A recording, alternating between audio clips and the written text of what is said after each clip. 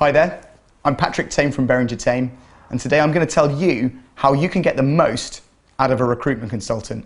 Recruitment consultants seem like funny breeds, don't they? We've all got our recruitment stories and our experiences of recruitment consultants. And the truth is that most hiring managers don't really get involved with recruitment consultants that many times through their career. Maybe when you're hiring, you sort of get involved with a recruitment consultant, and when you're job seeking and moving jobs, you sort of get involved. But how comfortable are you really?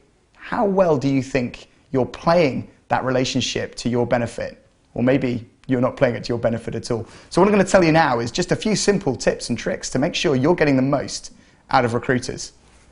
So if you're hiring for a team, firstly, the thing to accept is that your success, how good you are at your job, and if you're a hiring manager with a big team or you're directing, it's not about you, it's about your team.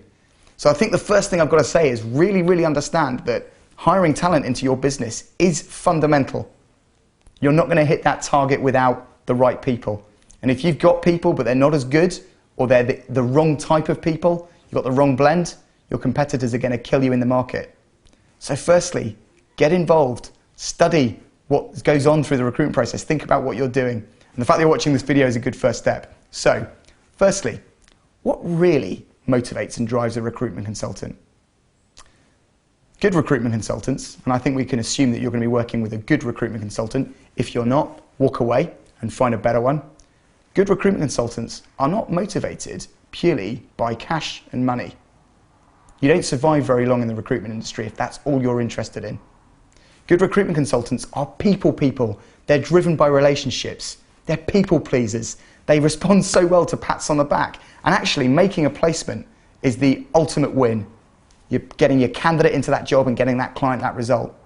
And once you recognize that they are driven by the relationships they have, it's a lot easier for you to get more out of them.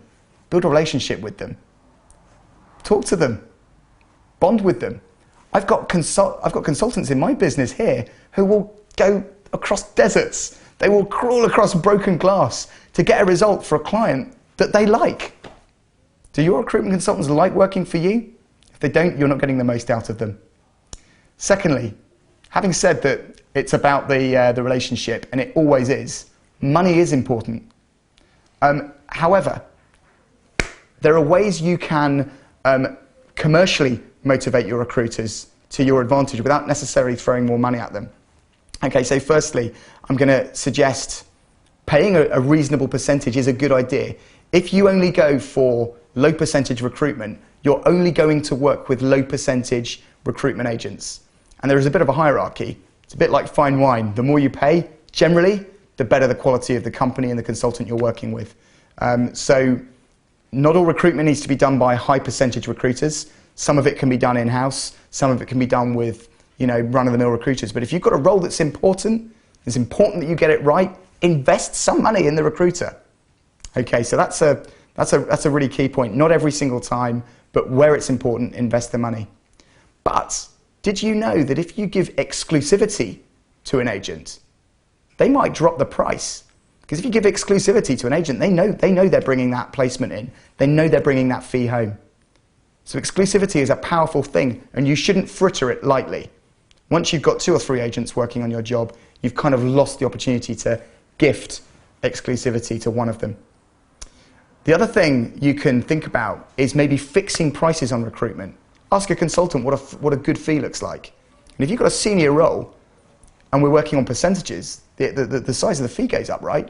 You've got a consultant who says, a good fee to me looks like X thousands of pounds. Say, okay, well, I'm going to pay you X, I'm going to pay you Y thousands of pounds, but I want it at that fixed price. And that might work out to be a really good percentage, but you know that the consultant's going to be motivated because the size of the fee is where it is. Another thing we do a lot in my company is we do retained work. Now this is where you pay a third of the fee or a certain amount of the fee up front.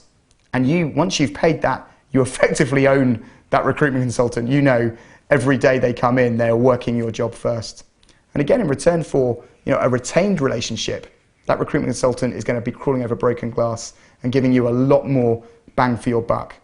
So I think I can probably sum this up by saying, firstly, build a relationship with, firstly, take recruitment really seriously, engage, get involved.